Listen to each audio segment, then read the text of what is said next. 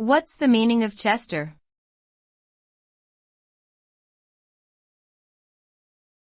Chester.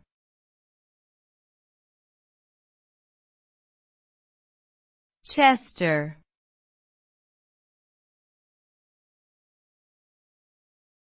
Chester.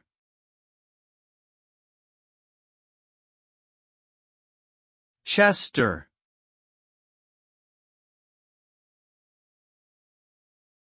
Chester is a given name that originated from the English language.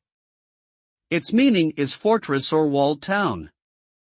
The name is derived from the Latin word castrum, which means fortress or camp. The name was commonly used in medieval times, particularly by the Normans, who introduced the name to England after the Norman conquest of 1066. Today, the name Chester is still given to boys, although it is less popular than it once was. The name has a strong association with strength and protection due to its origins as a name for fortified settlements.